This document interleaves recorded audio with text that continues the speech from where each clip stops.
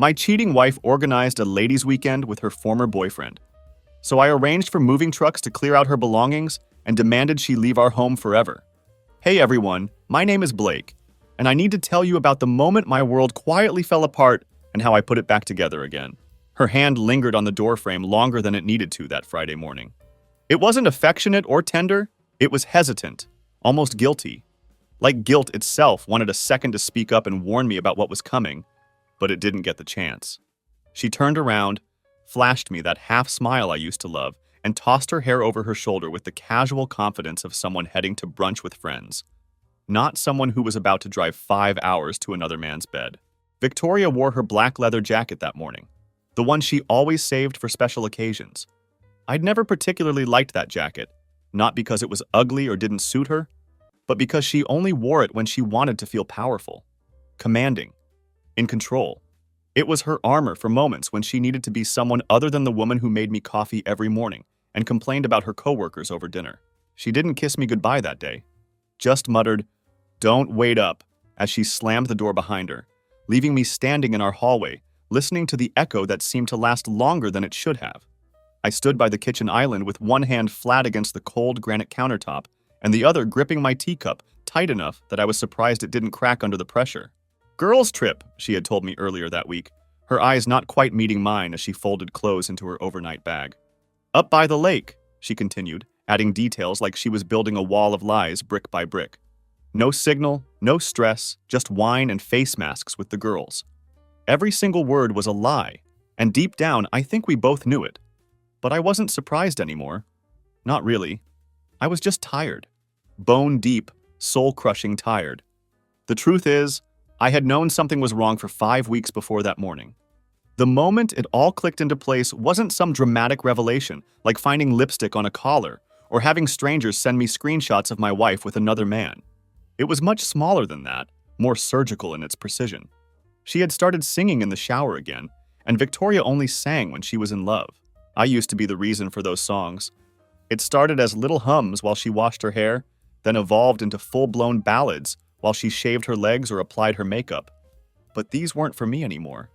I could feel it in the way the melodies carried through our bathroom door. The songs weren't the ones we used to slow dance to in our kitchen on lazy Sunday mornings either. They were new, energetic, bold, like she was rehearsing for someone else's ears, practicing for performances I wasn't invited to witness. I could have confronted her directly about what I was sensing, asked her straight up if something was going on. But Victoria has always had a lawyer's tongue. She's incredibly skilled at twisting truths until somehow you find yourself apologizing for even asking the question in the first place. So instead, I waited. I listened carefully to every conversation, watched her body language, and paid attention to the small details that most people miss when they're being deceived. Then one night, while she was in the shower singing again, another one of those new, unfamiliar songs, her phone lit up on the bathroom counter. She had never bothered with a passcode, probably because she never thought I would actually look. Or maybe, in some twisted way, she wanted me to discover the truth because she was too much of a coward to tell me herself. It was him, Ethan. I should have known it would be Ethan from the very beginning. He used to come over for dinner when they were working together on the city council campaign, one of those guys who smiles with all his teeth but never with his eyes. I'd always gotten a weird, uncomfortable vibe from him, but Victoria constantly reassured me that he was harmless. "He has a boyfriend," she would say with a dismissive wave of her hand. "He's basically my gay best friend." Sure, right? What a perfect cover story. The message was short, brazen, and written with absolutely no fear of consequences. "Still on for Friday? Got the lake house keys. Bring that thing I like." No emoji, no playful wink, just pure ownership, like he was talking to property he'd already claimed. And she had responded with a heart emoji. Not words, not even a cute response. Just a heart. Simple, direct acknowledgement of their plans. I carefully put her phone back down exactly where I'd found it, dried my hands on the towel, and stepped out of the bathroom like absolutely nothing had happened. But inside, something fundamental had snapped. It wasn't just the betrayal itself that cut so deep. It was the casualness of it all. The way they were planning this weekend getaway like I was already gone from her mind. Like I didn't even deserve the basic courtesy of a real goodbye or honest conversation. She was planning a romantic weekend retreat with him, complete with a lake house and God knows what else. So I decided to plan a weekend of my own. Not to some scenic lake house with champagne and candles and whispered promises. No, I planned something much more permanent. A silent, irreversible exit from the life we'd built together. I spent the next 4 days preparing meticulously for my departure. I didn't say a single word to her about what I'd discovered. I was surgical in my approach, quiet and methodical. I made absolutely sure she didn't suspect anything was amiss. I played dumb, acted like the oblivious husband she clearly thought I was. I even made her tea that morning as she was getting ready to leave, watching her pack what she claimed were comfy hiking clothes, while wearing that smirk on her face that I now understood completely. While she was pretending to fold practical outdoor gear into her suitcase, I was systematically gathering every piece of my identity and my life. I folded everything neatly into 3 large suitcases and secured a locked storage unit on the other side of the city where she'd never think to look. The moving company was already scheduled to arrive exactly 7 hours after her plane was supposed to touch down at their romantic destination. By the time she would be unpacking her carefully selected lingerie at their cozy little lake house retreat, she would return home to find a half-empty house, my keys sitting on the kitchen counter, and a bank account completely drained of my half of our shared finances. There would be no note, no dramatic letter explaining my actions, no final message for her to dissect and analyze with her friends. Just silence. Just the empty space she had carved out in our life together, now echoing louder than any scream I could have possibly mustered. She wanted a weekend built on lies and deception, so I decided to give her a future without me in it. And I made absolutely sure she would have to explain my absence entirely on her own, without any help or context from me. I didn't sleep at all that night. It wasn't because of regret. That particular emotion had burned out completely weeks ago when I first started noticing the signs. No, I couldn't sleep because my body was buzzing with the kind of cold, crystalline clarity that only complete betrayal can deliver. It's a strange feeling, like every nerve ending is suddenly awake and every thought is razor sharp. I spent those sleepless hours lying on the floor of our guest room. The bed had already been stripped bare, with the mattress leaning against the wall like a discarded memory. My packed bags were lined up by the door like soldiers waiting for deployment. Everything else worth keeping had already been carefully labeled, boxed up and stacked in organized piles throughout the room. I was completely ready. The silence in the house felt surgical, almost clinical, like a morgue where someone had just finished preparing everything for the final viewing. There was no television playing in the background, no ambient music, no sound of her moving around upstairs getting ready for work. Just me and the dull, persistent hum of a life being systematically erased in real time. At exactly 7:15 the next morning, the moving truck backed into our driveway with the precision of a military operation. I met the crew outside before they could even ring the doorbell. I gave them short, efficient instructions with minimal eye contact. Take everything in the marked rooms, I told them. Leave anything that's unlabeled exactly where it is. They didn't ask questions or request explanations. They were professionals who understood that sometimes people need to disappear quickly and quietly. Within hours, everything that defined my presence in that house vanished into cardboard boxes and steel truck beds. The dining room table where we used to eat breakfast together? Gone. My extensive book collection that she never touched? Gone. The record player that she always complained was too loud? Gone. All of it disappeared like it had never existed in that space at all. The only thing I deliberately left behind was the framed photograph on her nightstand.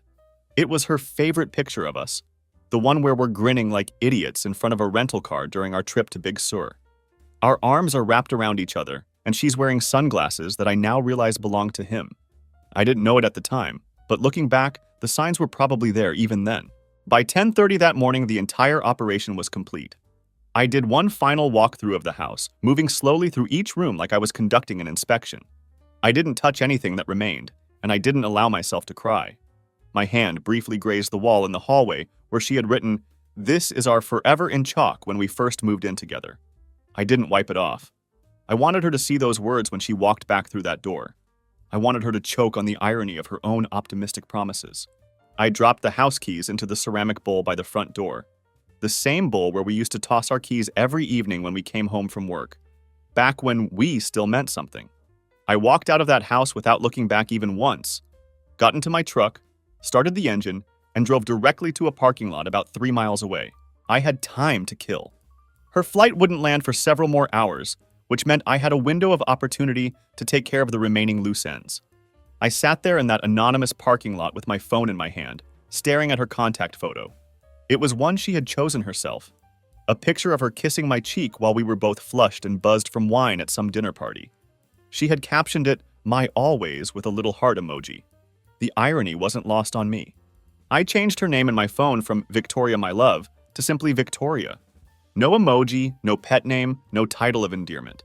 Just her name, stripped of all the meaning I had once attached to it. Then I systematically began dismantling the financial infrastructure of our shared life. I called the bank and initiated the process of splitting our joint accounts down the middle. I canceled all of our shared credit cards, making sure she would discover this when she tried to use them. I sent a text message to our landlord confirming the lease termination we had discussed earlier. He already had a new tenant lined up and ready to move in. I messaged my brother to let him know I was on my way to stay with him for a while. I didn't go into details over text, just told him I needed a place to crash and that I would explain everything when I got there. He immediately responded that his guest room was available for as long as I needed it. Then I did one final thing that I knew would cut deeper than anything else. I logged into our shared cloud storage account where we kept all of our photos and memories. Methodically, I began deleting every single photograph that I appeared in. Every wedding photo where I was standing beside her, smiling like an idiot. Every anniversary dinner where we posed together over candlelit tables. Every trip to her parents' house where I had to pretend to laugh at her father's racist jokes just to keep the peace. All of it, gone. Let her try to explain that absence to Ethan when he asked to see pictures of her past. Let her figure out how to tell the story of her life with all the evidence of my existence carefully erased. But just before I logged out of the account completely, something stopped me cold. There was a file I had never seen before, uploaded just 3 days earlier. The file name was innocuous enough, but something about the timestamp made my stomach drop. I clicked on it and immediately felt like I was going to vomit. There they were, Victoria and Ethan in our living room. My favorite chair was clearly visible in the background, along with my hoodie casually draped over the back of our couch. She was on top of him, both of them fully clothed, but not in any way that left anything to the imagination. She was laughing.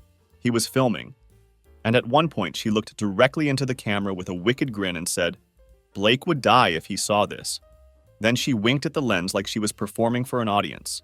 I sat in that parking lot staring at my phone screen for 6 full minutes, not moving, not breathing, not blinking. That was the exact moment when the anger finally came back, not loud or violent or destructive, but sharp and final, like a blade sliding cleanly between ribs. I immediately called Taylor, Victoria's best friend, and the person she was supposedly traveling with on this girls' trip. Taylor picked up the phone with her usual chipper tone, clearly not expecting to hear from me. "Hey, Blake. Didn't expect to hear from you today," she said brightly. I cut straight to the point. "Victoria isn't in Colorado with you, is she?" I said, my voice steady despite the rage building in my chest. "She's at a lake house with Ethan. Thought you should know she's been using your name to cover her tracks." The silence on the other end of the line stretched for what felt like an eternity. Then, finally, I heard Taylor whisper, "Holy shit." The line went dead. She had hung up. It didn't matter anymore. I was completely done playing detective, done with confrontations, done with trying to piece together timelines and evidence. What was left of me wasn't made of forgiveness or understanding or any of the emotions that might have led to reconciliation. I was beyond that now, and later that evening, I received the text message I had been waiting for. My phone buzzed with a message from Victoria. "Blake, where the hell is everything?" I stared at the message for a long moment, then deliberately chose not to respond. About an hour later, another message appeared on my screen. "You need to explain what's going on. Are you okay?" Again, I said nothing. I let the silence speak for itself.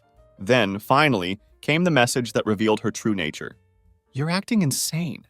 I didn't do anything." That one actually made me laugh out loud, a bitter sound that echoed through my brother's empty basement. Because when I say Victoria was world-class at lying, I mean she could gaslight a mirror if she thought it would make her reflection look thinner. But this wasn't denial. This was pure panic. And I was just getting started. She called me 15 times that night. I didn't answer a single call, just watched my phone light up over and over again like some kind of desperate Morse code. Her voicemail started out calm and controlled. The performative concern, the carefully manufactured confusion. "Blake, I'm really worried about you," she said in the first message, her voice dripping with fake sincerity. Can you please just call me back? I don't understand what's going on, and I'm scared something happened to you. By the sixth voicemail, the carefully constructed mask had begun to slip. You're being completely dramatic, she snapped. Seriously, what is this supposed to be? Some kind of test? You need to grow up and stop playing these childish games. By the 11th voicemail, she was crying. But they were fake tears, the kind she used to deploy when she wanted something from me or needed to deflect attention from her own behavior. I sat in my brother's basement guest room, surrounded by boxes containing the remnants of my former life, watching her break down into static and digital desperation on my phone screen. She had no idea where I was. She didn't know that I had already filed a change of address with the post office, that I had locked up all of my important documents in a safe deposit box, or that I had moved every penny of my money out of our joint account and into a new account with a completely different bank. She had absolutely nothing left to hold over me, no leverage to use against me. But I wasn't finished with her yet. The real Victoria, the one hiding behind all the lies and manipulation, hadn't shown herself yet. The next day, I received a direct message from Ethan himself. The audacity of this man was truly breathtaking. His message was simple and infuriating. Hey man, can we talk? He actually had the nerve to reach out to me directly. This was the same man who had been sleeping with my wife behind my back, who had helped her plan elaborate lies and cover stories, who had filmed himself with her in my own living room while she mocked me to the camera. And now he wanted to talk, like we were old friends who needed to clear the air about some minor misunderstanding. Of course he knew what was happening. He wasn't some innocent bystander who had gotten caught up in Victoria's web of lies. He was part of the plan from the very beginning. He was her intended upgrade, the new model she had been test driving for months while keeping me around as a safety net. Maybe he was feeling guilty about the destruction he had helped cause. Or maybe Victoria was already spinning some new narrative where I was the villain and they were the victims of my unreasonable behavior. I didn't respond to his message either. I just let him sit in that uncomfortable tension, wondering what I knew and what I might do with that knowledge. Then came a message that really caught my attention. This one from Victoria's mother. Victoria called me crying, she wrote. She said you left her, that you just disappeared without any explanation. Is everything okay? This doesn't sound like you at all. I stared at that message for a long time, feeling a familiar mixture of rage and disbelief wash over me. Because this is exactly how Victoria operates. She doesn't just lie. She systematically infects reality around her. She makes herself the victim before anyone even knows they're supposed to choose sides. She gets out ahead of the story and controls the narrative, so that by the time the truth comes out, everyone has already made up their minds about who deserves their sympathy. I knew I had a very narrow window of opportunity before the sympathy machine fully activated. Before she posted some vague, cryptic quote on Instagram about healing and growth. Before the wine nights with her girlfriends turned into elaborate sob stories where I was painted as the cold, distant husband who just gave up on their marriage without any warning or explanation. So I decided to pull the pin on the grenade I had been holding. I sent the video to 4 people. Taylor, her best friend, Owen, Victoria's younger brother, her mother, and her sister. No context, no lengthy explanation, no commentary from me. Just the raw, unfiltered truth of what had been happening in our house while I was at work, thinking I was in a committed marriage. I didn't wait around for their responses or reactions. I turned my phone completely off and went for a long, aimless walk down an unfamiliar street in my brother's neighborhood. I hadn't walked without a destination in years. There was always somewhere to be, something to do, someone to please. But now I had nowhere to be except exactly where I was. The air felt different as I walked, colder somehow, but also cleaner. Like I had finally stepped out of a house that had been slowly leaking gas while I slept, and I was only now realizing how close I had come to suffocating. Every breath felt deliberate and necessary, like my lungs were remembering how to work properly again. When I finally returned to my brother's house, he was waiting for me in the kitchen, looking up from his bowl of cereal with an expression I couldn't quite read. Dude, he said carefully, Victoria called me while you were out. I nodded, not particularly surprised. I figured she would. He hesitated for a moment, clearly trying to choose his words carefully. She's completely freaking out, man. Good, I replied simply. She's telling everyone that you're mentally unstable, that you just lost it for no reason, he continued. I opened the refrigerator and grabbed a bottle of water. Did you believe her? Nope, he said without hesitation. He paused again, then added, She said something weird, though. She said she thinks you've been planning this for months, like you had it all mapped out. I turned and looked at him directly. Victoria wasn't wrong about that part. Because deep down, I think I had always known that something like this was coming. Not the specific details, not Ethan specifically, but something. Victoria was the kind of woman who needed constant drama and attention. She needed a stage, she needed tension, she needed applause. I used to be her spotlight, the one who made her feel special and seen. Then gradually, I became just another member of the audience. Eventually, I was nothing more than a crew member holding the wires behind the scenes while she took bows for performances I wasn't even invited to watch. That night, Victoria finally snapped completely. She called me from a new number with a blocked caller ID, and she left a voicemail that I honestly wish I could bottle and send to every man who has ever doubted his own instincts about his relationship. It was a masterpiece of manipulation and projection that revealed exactly who she really was underneath all the carefully constructed facades. "You're seriously going to throw away everything we built together over nothing?" She hissed into the phone, her voice dripping with indignation and false victimhood. "I didn't do anything wrong, Blake. You were always paranoid, always insecure about everything. You made this whole situation happen with your jealousy and your constant suspicion. And guess what? I'm fine. I'm going to be just fine without you. So go ahead and cry in your little man cave while I keep living my actual life." There it was. The real Victoria in all her ugly glory. Not the sweet, vulnerable woman I had married who used to cry during Pixar movies and make me elaborate pancake breakfasts on Saturday mornings. This was the true person who had been hiding behind that mask for God knows how long.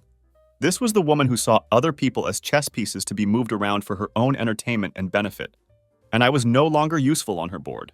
When people talk about closure, they usually describe it like it's some neat little bow you tie at the end of a relationship. Like you get one final conversation, maybe a heartfelt hug, and then everything is resolved and you can move on with your life. But that's complete bullshit. Closure isn't a single moment or a clean ending. It's a brutal, slow unraveling that happens over weeks and months. It's a painful crawl through the dark rooms of your own mind, where the only light comes from memories that are constantly twisting themselves into lies. Victoria's venomous message hit me like a freight train carrying a cargo of pure poison. Those 3 words, "I'm fine," were venom wrapped in silk. She was fine, completely unaffected by the destruction of our marriage, while I was supposedly the one falling apart. I sat in my brother's kitchen staring at the wall, mentally replaying every late-night argument we'd ever had, every text message she hadn't returned, every time she claimed she was too tired or too busy or too stressed for me. And all the while, behind my back, she had been making elaborate plans for a completely different life that didn't include me. The next morning, I woke up to discover that my phone had been buzzing all night with a barrage of text messages from her friends and social circle. Some were sympathetic, some were cold and judgmental, and some were downright cruel in their assessment of my character and actions. "Hope you realize what you lost," one message read. "Maybe you should have paid more attention to her needs," said another. "Not everyone can be perfect, but some people try harder than others," came from someone I had considered a friend. You know what? I wanted to scream at all of them. I wanted to tell them that she was a liar and a cheater, a woman who had used her considerable charm and manipulation skills to systematically rip apart the life we had built together. But words felt completely useless against the tide of fake smiles and carefully curated Instagram stories that were already beginning to appear.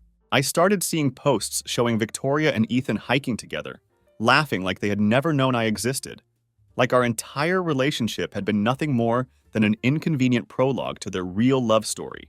It hit me hardest when I scrolled through her latest Instagram post, a photo of her and Ethan at sunset, their arms wrapped around each other, both of them practically glowing with happiness. The caption read simply, "New beginnings." And she had tagged me in it too, which felt like the ultimate insult, forcing me to see her public declaration of moving on. The irony was absolutely cruel. I was the only person who could see the cracks behind her carefully constructed facade. I was the only one who knew the real story, but nobody wanted to hear it because her version was so much more palatable and dramatic. I realized then how little I had truly known about the woman I had married. How much of our entire life together had been nothing more than an elaborate performance, a carefully staged show where I was both the unwitting audience and the unpaid crew member. Victoria wasn't just someone who had made a mistake or gotten caught up in an emotional affair. She was a complete stranger who had been hiding in plain sight for years. I called my therapist that same day and scheduled an emergency session. I told her everything that had happened, laying out the whole sordid story from beginning to end. For the first time since this nightmare began, I admitted out loud that I felt not just betrayed, but completely erased from my own life story. Like I had become a ghost, haunting the edges of a narrative that no longer had any place for me. "You're grieving," my therapist told me gently. "Not just the end of your marriage, but the entire future you thought you were going to have. You're mourning the person you believed Victoria to be, and that's a very real loss." She was absolutely right, but anger was still the loudest voice inside my head, drowning out everything else. So I started writing. Not letters to Victoria or Ethan, not angry rants I planned to post online, but pages and pages of thoughts addressed to myself. Every night, I sat at my brother's kitchen table, scribbling furiously about how I was going to rebuild my life from scratch. How I was going to rediscover who I really was underneath all the compromises and accommodations I had made to keep our marriage functioning. Because the hardest truth was becoming crystal clear. I couldn't fix what Victoria had broken, but I could absolutely fix myself. I could choose to stop being a victim of her choices and start being the architect of my own recovery. Victoria tried one final desperate stunt about 3 weeks after her pathetic voicemail confession. She showed up at our old house, not to have a mature conversation or attempt to make amends, but simply to collect a few personal items she claimed to have forgotten during her hasty departure. I didn't answer the door when she knocked.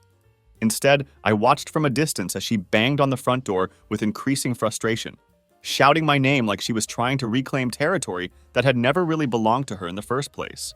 Then she yelled something I will never, ever forget, something that cut deeper than any of her previous betrayals. "You're pathetic, Blake. I hope Ethan knows how lucky he is to get you out of his life." Those words hit me like a physical blow. Because the woman I had loved, the person I had trusted with my deepest vulnerabilities and biggest dreams, wasn't just gone. She was gone cruel. She had transformed into someone actively vicious, someone who took pleasure in inflicting pain on the person who had loved her most completely. And I had to learn how to live in a world where that level of cruelty was possible, where someone could flip a switch and become a completely different person overnight. 3 weeks after Victoria's dramatic performance on our old front porch, I received something I absolutely did not expect. A letter. Not a text message, not a voicemail, not an email. An actual physical letter like we were characters in some Jane Austen novel instead of two people standing in the smoldering wreckage of a modern relationship. It arrived in a pale blue envelope with her handwriting carefully scripted across the front. Just Blake. My name alone with no heart, no return address, no hint of the sender's identity. That careful presentation was absolutely deliberate. Victoria had always believed deeply in the power of dramatic gestures and meaningful aesthetics. I stared at that envelope for a long time before opening it, turning it over in my hands like it might explode if I handled it wrong. Part of me wanted to throw it directly into the fireplace and pretend it had never arrived at my door.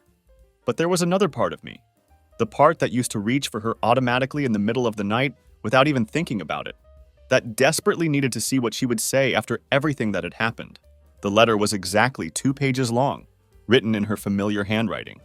The first half was pure, polished guilt, the kind of carefully crafted apology that sounds sincere until you really think about what it's actually saying. "I never wanted things to happen like this," she wrote. "You've always been so good to me, Blake, and I hate that I made you feel like you weren't enough. It wasn't supposed to go that far with Ethan. I never meant for any of this to hurt you the way it obviously has." Right. She had accidentally booked a romantic lake resort getaway.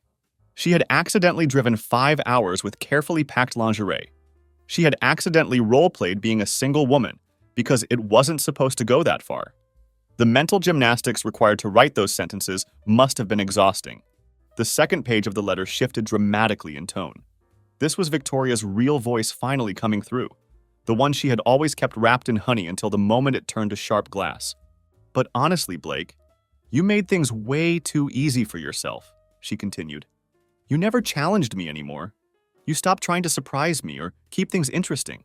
I felt completely invisible around you, like I was just part of the furniture. Ethan made me feel seen and desired in ways you hadn't in years. I needed more excitement, more passion, more life. You gave me routine and predictability. He gave me actual sparks and real chemistry. I wanted to crumple that letter into a ball and burn it. I wanted to scream at the paper until my voice gave out. But instead, I carefully folded it back up, slid it into the envelope exactly as I had found it, and tucked it away in a box I labeled evidence. Not legal evidence, emotional evidence. A keepsake for any future version of myself that might someday doubt what had really happened between us. She thought that letter was her way of providing closure, her final word on our relationship. But all it accomplished was confirming what I had started to suspect during those long, sleepless nights. Victoria had never actually loved me. Not the real me, anyway. She had loved the version of me that existed when I was constantly performing for her attention, when I was building elaborate pedestals for her to stand on while applauding her every move and decision. The moment I became fully human, tired sometimes, flawed occasionally, steady and reliable instead of flashy, she tuned out completely and started shopping for a shinier replacement toy. A few days after receiving that letter, I got an unexpected phone call from Owen, Victoria's younger brother. We had never talked much during my marriage to his sister, but he left a voicemail message that I will honestly never forget. "Hey, Blake," his voice was quiet but firm. "I just wanted you to know that I saw the video you sent. I don't know how you managed to keep your sanity through all of this. Victoria has been acting like absolutely nothing happened, like you just flipped out and lost your mind for no reason whatsoever. But you didn't lose your mind. You responded exactly the way any reasonable person would. I'm really sorry this happened to you, man. You deserve so much better than what she put you through." I played that voicemail 4 times in a row. It didn't magically fix anything that was broken inside me, but it did something infinitely better. It validated my entire experience. It confirmed that I wasn't crazy, that my reactions had been proportionate, that someone else could see through Victoria's carefully constructed narrative. Meanwhile, Victoria was busy rebranding herself on social media. Her Instagram feed became flooded with inspirational quotes about healing and personal growth, as if she was some kind of spiritual guru who had just emerged from a transformative retreat rather than someone who had systematically destroyed her marriage through lies and betrayal. She started tagging Ethan in absolutely everything, creating a constant stream of content that seemed designed to prove to the world how happy and fulfilled she was in her new relationship. I guess she thought that if she could saturate the internet with enough images of their perfect love story, it would somehow become retroactively true. But what she didn't understand, what she will probably never admit to herself, is that every single post just made her look more transparent and desperate. Her social media presence wasn't about genuine joy or authentic happiness. It was about manufacturing proof that she hadn't destroyed something good, proof that she had been right to leave, proof that the fire she had lit wasn't just arson committed for the sake of getting attention. And in her desperate chase for that validation, she was actually making my recovery easier. Because for the first time in months, I didn't feel broken or damaged or insufficient. I felt completely, genuinely free. The strangest part of finally moving on isn't the loneliness that everyone warns you about. It's actually the quiet, the kind of deep, peaceful silence that creeps into your bones when you realize you don't have to constantly brace yourself for the sound of footsteps upstairs. You don't have to decode the meaning behind a heavy sigh from across the couch anymore, or check the time obsessively wondering if she's really working late again, or if this is just another lie in an endless series of deceptions. It's a silence that doesn't haunt you or make you feel empty. Instead, it feels like relief. Pure, clean relief that you can finally breathe without permission. That particular morning, I woke up and made tea for exactly one person. There was no tension crackling through the air like electricity before a storm. No Victoria sitting at the kitchen island with her lips pursed in that familiar way, pretending not to be angry about something, while aggressively scrolling through her phone and radiating passive-aggressive energy throughout the entire house. Just sunlight streaming through the windows, maybe a little too bright, but somehow perfect anyway. And a peace that felt both completely unfamiliar and absolutely earned through every sleepless night and moment of self-doubt I had endured. I moved into a small apartment near the lake shortly after that realization hit me. Nothing fancy or impressive, just a simple couch, a comfortable bed, and a desk where I could work without interruption. No framed wedding photos staring down at me from the walls, no expensive scented candles that she used to buy and then never actually light. I didn't even bother installing a television at first. I wanted complete stillness. I wanted to feel everything that was happening inside me, even the pain, especially the pain.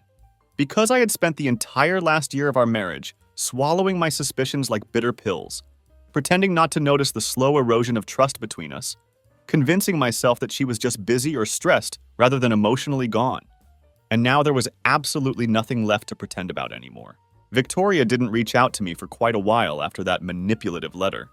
I thought maybe she had finally accepted that it was truly over, that perhaps Ethan was keeping her sufficiently entertained that she could forget I had ever existed in her life. But of course, Victoria never allows the spotlight to drift too far away from her for very long. She texted me again out of nowhere.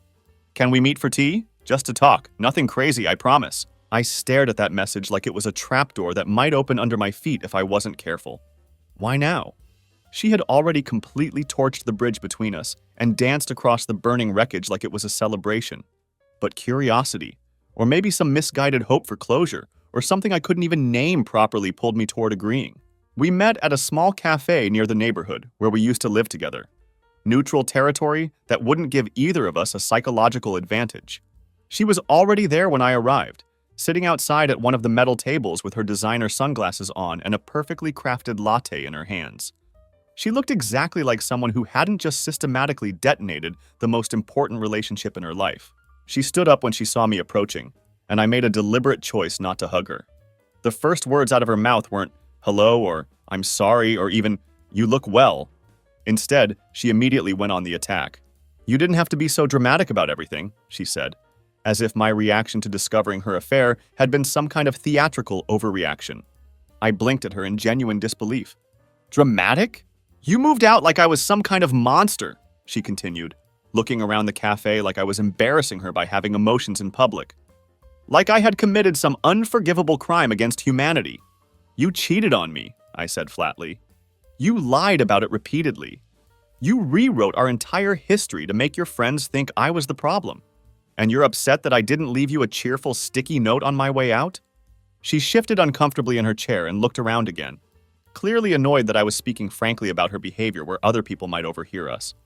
"I just think we could have handled this whole situation better," she said. "Like adults who respect each other." That word, adults, coming from the woman who had filmed herself flirting with another man in our house and laughed into the camera about how it would destroy me if I saw it, almost made me laugh out loud at the sheer audacity. I didn't shout at her. I didn't argue or try to make her understand the depth of the damage she had caused. I just watched her fidget nervously with her coffee cup, tapping it against the table like it might magically provide her with better answers to my questions. Finally, I asked the only question that really mattered. "Why did you ask me to meet you here, Victoria?" She paused for a long moment, and then she gave me the real reason she had reached out. "I think I made a mistake," she said quietly. There it was. The confession she would never post on social media, never admit to her friends, never acknowledge in any public forum. The crack in the carefully polished mirror she had worked so hard to hold together for everyone else to see. She missed me. Not because she had suddenly realized she loved me, not because she had experienced some profound emotional awakening about the value of our relationship. She missed me because Ethan wasn't enough to fill the void she had created. Because the spark she had chased so desperately burned fast and bright, and then it burned out completely. Because the thrill of the forbidden had faded into the mundane reality of actually being with someone whose primary appeal was that he wasn't her husband. And now she was left with a man who had fallen in love with the version of her that was willing to cheat, not the version that had once been genuinely loved and cherished. I leaned back in my chair and took a slow, deliberate sip of my tea, letting the silence stretch between us like a taut wire. She was waiting for me to respond, probably expecting me to jump at the chance to discuss reconciliation, or at least express some satisfaction that she was admitting fault. "You didn't make a mistake, Victoria," I said finally, my voice completely calm and steady. "You made a choice. Actually, you made hundreds of small choices over the course of months. Every lie, every secret text message, every time you looked me in the eye and pretended everything was fine while you were planning your escape route. And then I stood up from the table and walked away from her for what I knew would be the final time. No dramatic scene, no tears, no angry confrontation or demands for a better explanation.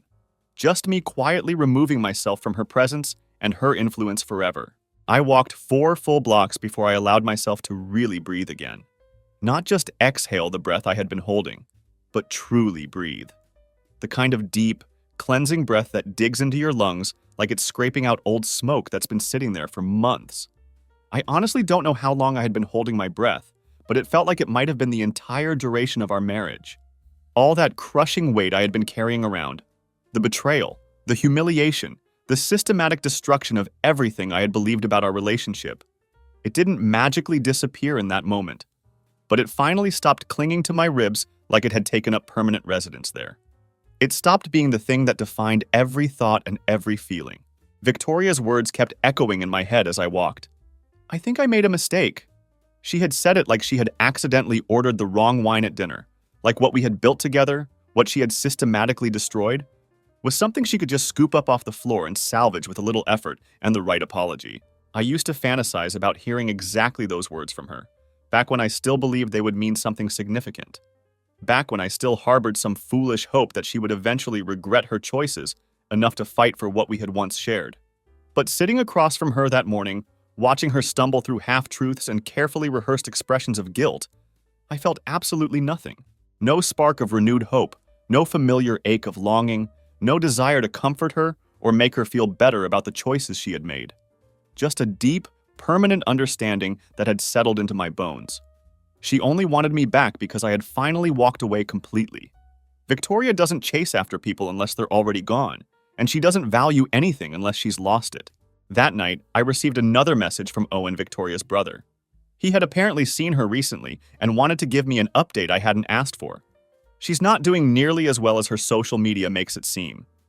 Ethan's already pulling away from her. Her friends are getting exhausted with her constant drama. I think she genuinely believed you would eventually fold and come crawling back to her. I read his message but didn't reply. What was there left to say about any of it? I wasn't interested in tracking Victoria's emotional spiral or watching her relationship with Ethan crumble from a distance. I wasn't waiting in the wings for her life to fall apart so I could swoop in and save her from the consequences of her own actions. I wasn't orbiting around her anymore, trying to decode every gesture and interpret every silence for hidden meaning. That was perhaps the biggest shift in my entire perspective. I had finally stopped waiting. I was no longer sitting in suspended animation, hoping for phone calls or apologies or explanations that would make everything make sense.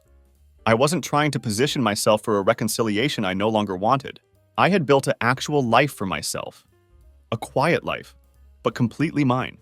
I went back to work with renewed focus and energy, picking up more projects than I had handled in years. I started running again, something I had given up during the last year of our marriage because Victoria always complained that I spent too much time exercising instead of paying attention to her.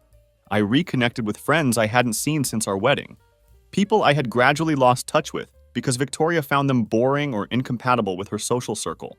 The first time I laughed, I mean really genuinely laughed from deep in my chest, I actually startled myself. It was such an unfamiliar sound that for a moment I didn't recognize it as coming from me. It felt like hearing your own voice clearly for the first time after being underwater for far too long, gasping and desperate for air. One evening at a friend's party, someone casually asked me, "So what actually happened between you and Victoria?" It was the kind of question that used to make me flinch, that used to send me into elaborate explanations or defensive justifications of my own behavior. But this time I didn't hesitate or stumble over my words. I just looked at him directly and said, "She fell in love with someone who wasn't me." I gave her all the space she needed to enjoy it. The guy nodded slowly, processing my response. "You doing okay now?" he asked. I took a sip of my drink and considered the question seriously. "I'm getting there," I replied honestly. Victoria kept posting her carefully curated content, kept smiling brilliantly for every camera she encountered, kept building this elaborate public narrative about her newfound happiness and personal growth. But behind every inspirational caption and every perfectly filtered photo, there was a quiet desperation that only people who have lost the one thing they couldn't replace truly understand. You could see it in her eyes if you knew what to look for. That slightly frantic quality that comes from trying too hard to prove something to an audience that's already moved on. The difference was that I didn't need anyone to see me anymore. I didn't need external validation or public acknowledgement of my recovery. I just needed to see myself again, clearly and honestly, without the distortion of someone else's expectations or manipulations. And for the first time in what felt like years, I was actually succeeding at that. 4 months after the day I walked out of that cafe and out of Victoria's gravitational pull for good, something truly strange and wonderful happened. I stopped dreaming about her completely. Not just the vivid, twisted nightmares where I would walk in on her with Ethan again, or hear her whispering someone else's name in her sleep. I mean, she vanished entirely from my subconscious mind, from my morning routine, from that deep psychological space where her voice used to echo constantly, sometimes taunting, sometimes teasing, but always just out of reach and always somehow managing to undermine my confidence. In her place, there was just silence, a stillness that I didn't recognize at first and almost mistook for emptiness or numbness. But it wasn't that at all. It was peace, a slow, careful, hard-earned peace that came from surviving every insult I had swallowed, every truth I had been forced to deny, every moment I had doubted my own reflection because she had convinced me I was either too much or somehow not enough. That week, I picked up a new client for a small house restoration project out in the hills. It was exactly the kind of work I used to do before my life got complicated, before marriage became a series of routines and obligations, before Victoria's eyes stopped lighting up when I walked into a room. The homeowner was a woman named Luna, intelligent, thoughtful, refreshingly straightforward. There was nothing flirtatious or charged about our interactions, no underlying tension or hidden agendas. Just real, honest conversation about books we had read, movies we enjoyed, our favorite seasons and why. She asked genuine questions about my thoughts and opinions, and then she actually listened to my answers without immediately redirecting the conversation back to herself. It had been so long since anyone had done that without wanting something in return that I had almost forgotten what normal human interaction felt like. One day, while I was patching drywall in her kitchen, Luna brought me a cup of tea without any fanfare or expectation. She just set it down next to my tools and said simply, "You looked cold." That was it. No strings attached, no hidden meaning, no agenda behind the gesture. It was such a small thing, maybe even stupid in its simplicity, but I felt it like a crack of warm sunlight breaking through the walls of a cave I had been trapped in for months. It reminded me what kindness looked like when it wasn't being used as a weapon or a manipulation tactic. I didn't tell Luna anything about Victoria during those first few weeks of working on her house. That story wasn't an open wound anymore that needed constant attention and care. It had become just a scar, still tender in certain places when pressed, but ultimately mine to carry quietly and privately without needing to explain or justify it to anyone else. A week later, Victoria broke her silence once again. This time, her message was shorter and more direct than any of her previous attempts at contact. "Can we try again? I miss us." Not "I miss you," which would have at least acknowledged me as an individual person with feelings and worth. No, she missed us. She missed the idea of what we had been together, the aesthetic of our relationship, the social status and emotional support and day-to-day stability that came with being part of a couple. She missed having someone reliable to fall back on when her exciting new adventures inevitably fell apart. It was almost laughable in its transparency. She had torched our entire relationship and now wanted to casually stroll back across the ashes like nothing significant had happened. Like the systematic destruction of trust and love was just a minor detour we could laugh about someday. I didn't respond to her message at all. 2 days later, she posted a photo on Instagram. Just her alone this time, no Ethan visible anywhere in the frame, with no caption whatsoever. It was clearly meant to bait sympathy from her followers, to create some kind of mysterious narrative that would generate concern and attention. The whole thing was so obviously calculated that it didn't affect me at all. I had already begun the process of erasing her from the ongoing narrative of my life.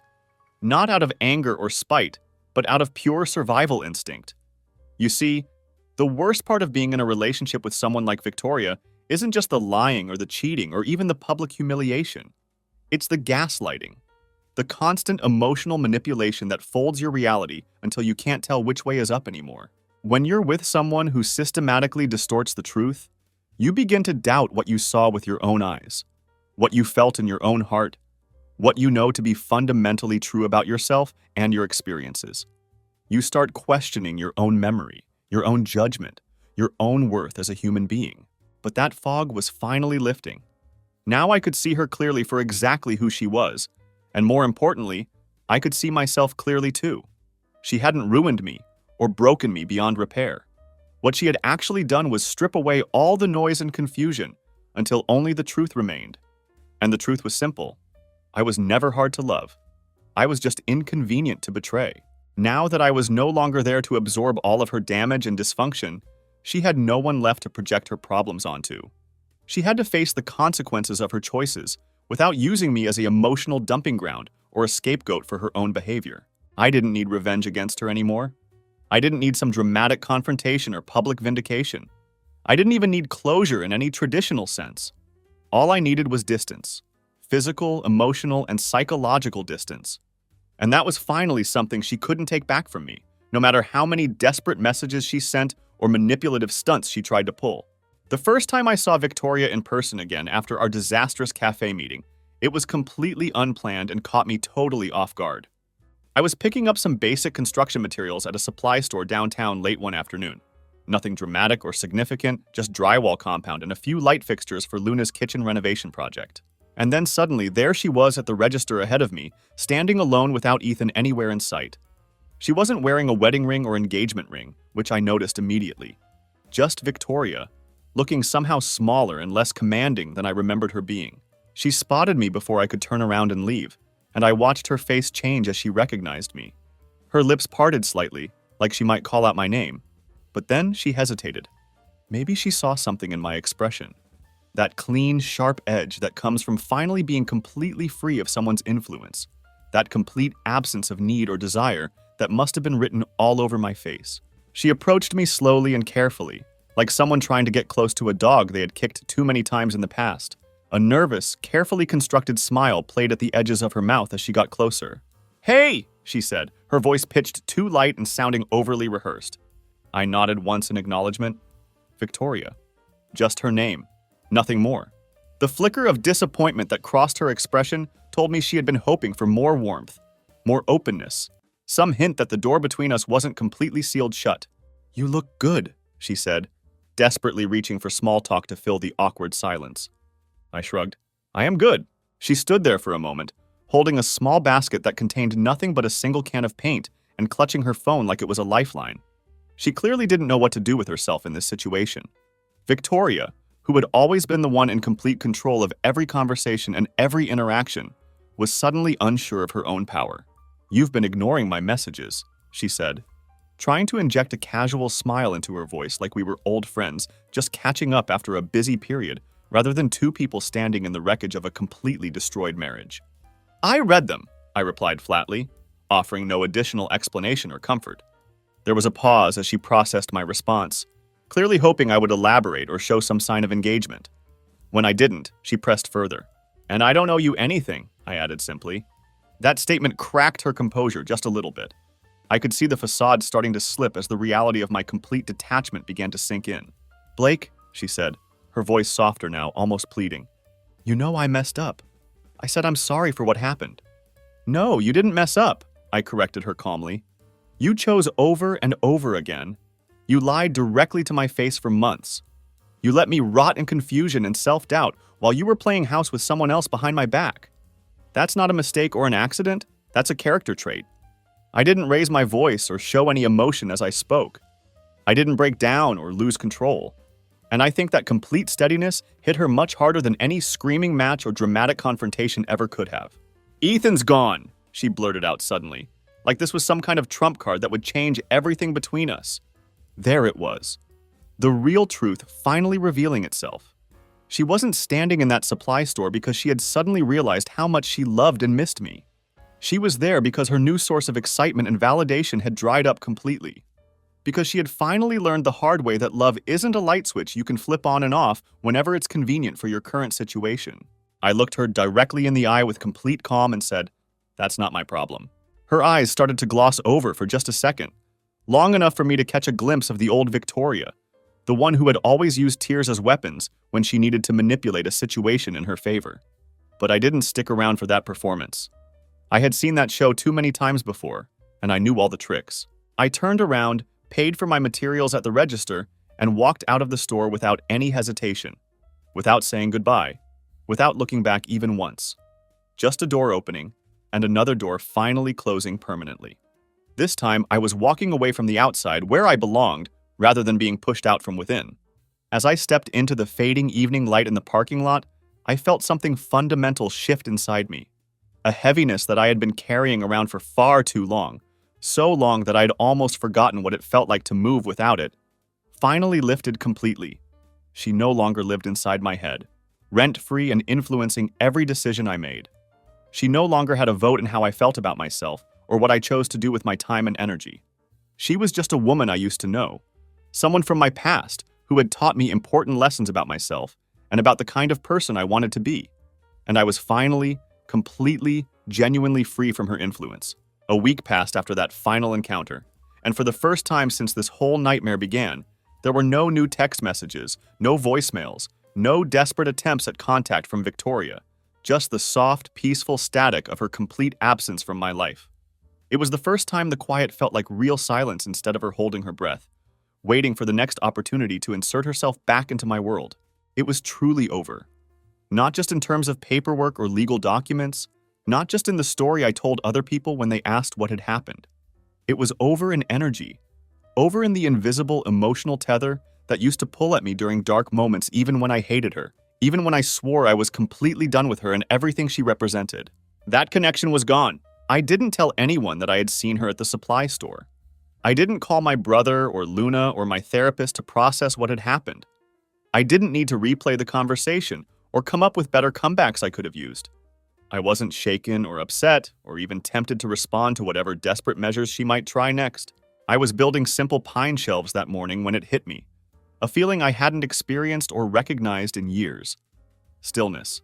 Not numbness, not distraction from pain, not the temporary relief that comes from staying busy enough to avoid thinking. Just pure presence in the current moment. Working with my hands like I used to do before my entire life got hijacked by someone else's emotional storm. That's when Luna stopped by my workspace. She brought a plate of fresh cinnamon rolls with her. No particular reason, no ulterior motive, just simple kindness from one human being to another.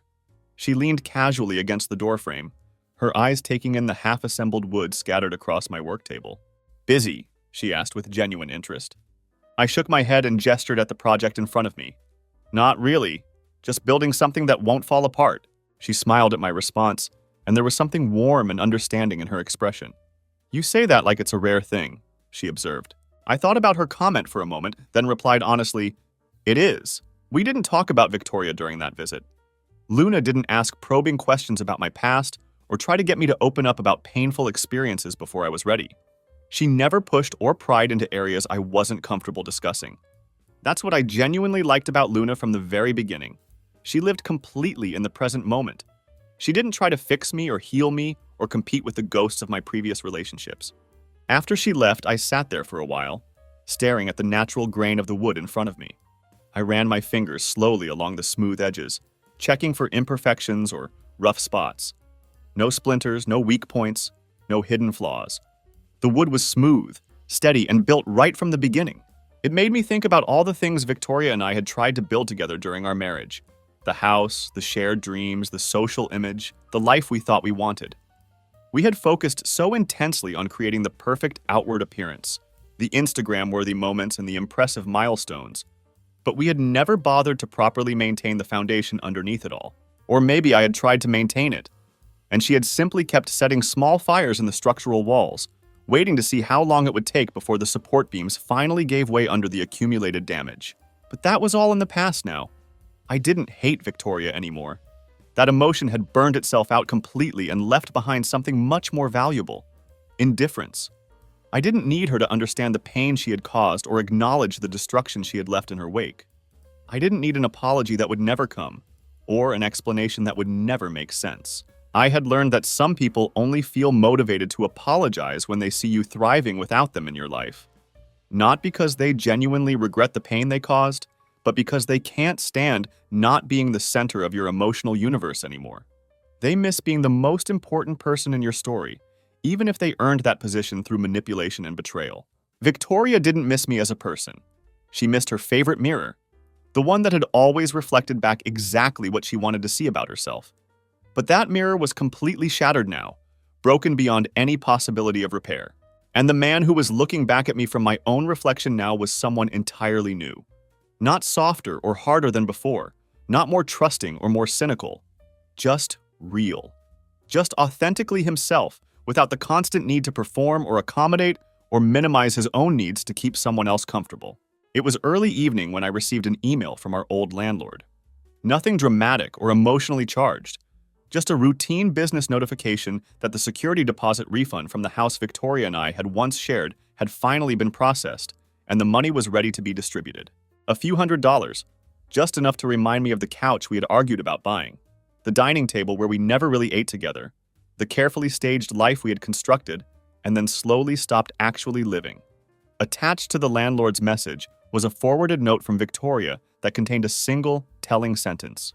If he wants his half of the deposit, he knows where to find me. I read that sentence several times, not because I was confused about what she meant, but because of what it revealed about her mindset even now. She wasn't reaching out to return money that rightfully belonged to me. She was fishing for contact, creating one more opportunity for interaction, one more chance to pull me back into her orbit. She didn't actually care about the money itself. Victoria had never been particularly concerned with small amounts of cash. What she cared about was leverage, control, and attention. She wanted to maintain some kind of connection, no matter how tenuous or artificial. But that single sentence told me something much more important than she had intended to reveal. If he wants it, he knows where to find me. She still believed, even after everything that had happened, that I was somehow circling around her life, that some part of me was still orbiting her emotional solar system, waiting for an excuse to come back into her presence. She couldn't fathom a version of this story where she was no longer the center of my world, where my decisions weren't influenced by thoughts of her reaction or approval. But that's the thing about genuine healing. It's quiet and unannounced. You don't make dramatic proclamations about it or post inspirational quotes on social media to prove it's happening.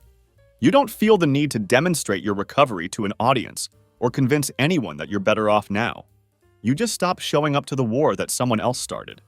You simply walk away from the battlefield entirely and start building something new somewhere else. That night, I made dinner for myself. Nothing elaborate or gourmet, just a simple roasted chicken with rice and a side of fresh greens. But for the first time in longer than I could remember, I was cooking purely for my own nourishment and enjoyment. Not to impress anyone, not to prove I was domestic and capable, not to earn approval or affection, just to take care of myself in the most basic, fundamental way possible. I sat down at my small table with a cold beer and let the comfortable quiet fill every corner of the room. And I realized with startling clarity that I wasn't lonely at all. Not even a little bit. I was whole, completely whole as just myself, without any missing pieces or aching vacancies that needed to be filled by someone else's presence or validation. Victoria wasn't a wound in my life anymore that required constant attention and careful management. She had become a closed chapter, a necessary fire that had cleared away dead growth and made room for something healthier and more authentic to take root. After dinner, I walked outside onto my small porch. The air was cool and crisp, balanced perfectly on the edge of autumn. The kind of evening where you can smell wood smoke drifting from distant chimneys and rich soil settling in for the season. I stood there with my arms crossed, looking up at a sky full of stars that Victoria had never bothered to notice during all our years together. She had always been so focused on her phone, scrolling through other people's lives, constantly talking or planning or performing for some invisible audience. She never had time for simple moments like this, just standing still and appreciating the world as it actually existed around her. And for the first time since this entire nightmare began, I didn't feel like something precious had been taken away from me. Instead, I felt like something essential had been returned. My time, my energy, my peace of mind, all the things I had given to her freely and foolishly because I had mistaken her constant hunger for attention as love. Victoria will always rewrite the story of what happened between us. That's simply who she is at her core. In her version of events, I'll be painted as cold, emotionally distant, and unavailable. She'll conveniently forget the countless hours I spent listening to her problems, the forgiveness I offered before she even bothered to give me a real apology, the man who stayed committed to our marriage long after she had already left in spirit. But that's perfectly fine with me now. Let her have whatever version of the story makes her feel better about her choices. Because I finally have my own version, and in my version, the man doesn't stay broken and defeated. He walks deliberately out of the fire she set, and he uses the ashes to build something beautiful and lasting. There's a moment after every major storm when the world feels temporarily hollow, like the wind took something more substantial than just leaves when it tore through your life. And for a while, you convince yourself that the silence you're experiencing must be the absence of something important, that peace and quiet must automatically mean loss and emptiness. But now I understand the difference. Silence isn't the sound of something missing. It's the sound of heavy burdens finally falling away from your shoulders. Peace isn't the absence of love or connection. It's the return of everything that once belonged to you before someone else convinced you to give it away. I sat on my porch that morning with a steaming cup of tea and absolutely no sense of urgency about anything. No Victoria creating drama that needed to be managed. No emotional landmines to navigate carefully. No constant tension crackling through the air. Just the low, gentle rustle of trees responding to a light breeze, a dog barking happily somewhere down the block, and the clean smell of earth stretching and warming under bright sunlight. I used to try to share quiet mornings like this with Victoria during the early years of our relationship. Or at least, I attempted to. She was never really present for them, always distracted by an urgent phone call that couldn't wait, a text message that required an immediate response, or some manufactured crisis that demanded her immediate attention and somehow never belonged to us. Back then, I had convinced myself that stillness was just another word for boredom. That if we weren't constantly busy or stimulated, we must be doing something wrong. Now I understand that stillness is actually freedom. The freedom to exist without performing, to breathe without permission, to simply be yourself without constantly calculating how your actions might affect someone else's mood. I never replied to Victoria's message about the security deposit. There was simply no battle left to fight, no point to prove, no victory to claim. She couldn't hurt me anymore. Not because I had somehow won some kind of contest between us, but because I had finally stopped participating in the game entirely. The Victoria I had once loved was gone.